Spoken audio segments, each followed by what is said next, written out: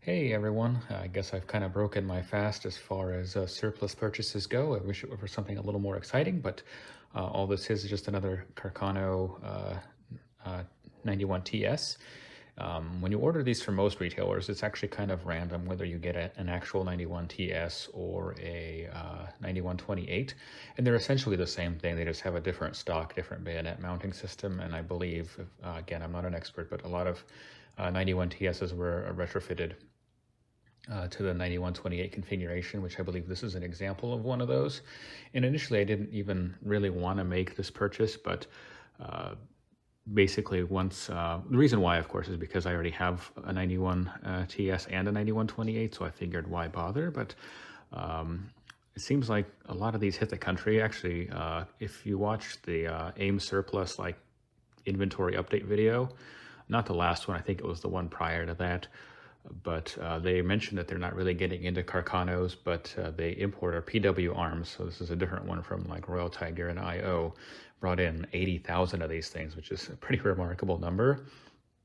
And so I guess everybody that wanted one bought one already, and now they're kind of offering some fairly deep discounts. So Buds was listing this for advertising it, I should say, for $229 shipped, which is kind of misleading. They do this annoying thing where their advertised price is actually the cash price if you walk into their store and buy it that way. Most of their business is online, so I don't know what the point is. So the actual price shipped was $235, which is still pretty remarkable because we're talking low 200s for a World War I era rifle, and there's really nothing else that even comes close to that in today's market. And even like a long time ago, if we were talking like, for example, even when the 91s, the Musin 1891s were cheap, and they were like, oh yeah, $60. Those are 9130s that are World War II era. I think even back then, a proper World War I era gun would still have been considerably more. So I think that this is actually a pretty good deal by today's standards. So let's kind of jump into some of the condition stuff. There are some issues, of course.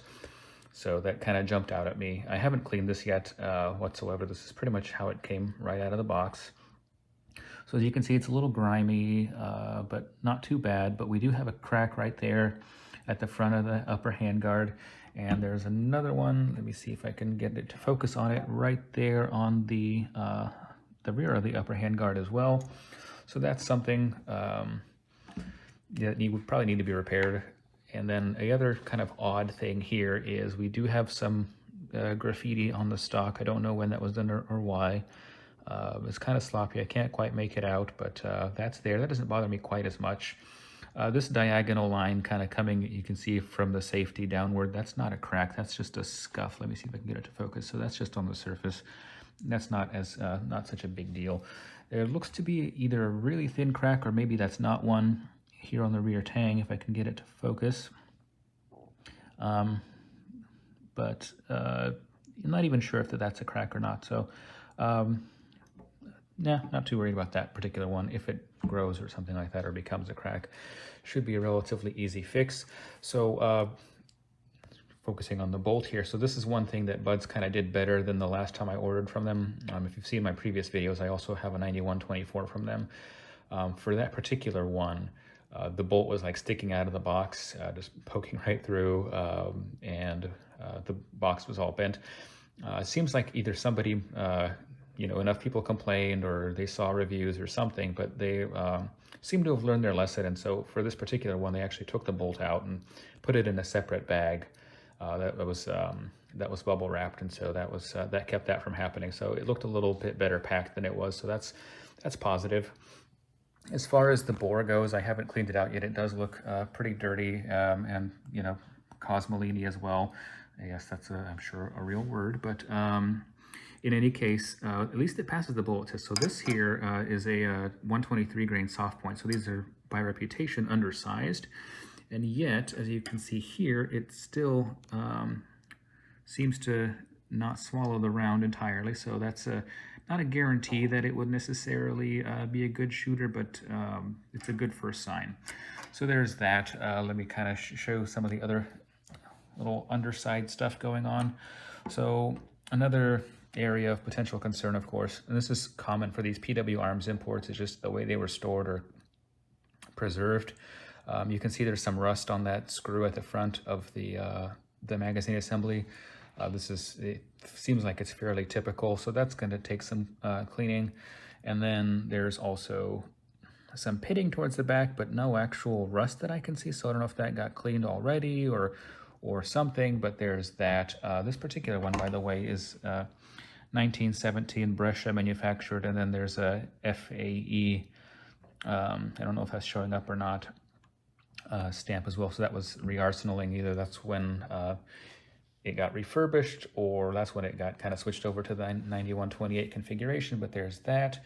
And then let me go ahead and flip it over to the other side so you can see what's going on over here. Nothing too much. The stock appears to be force matched.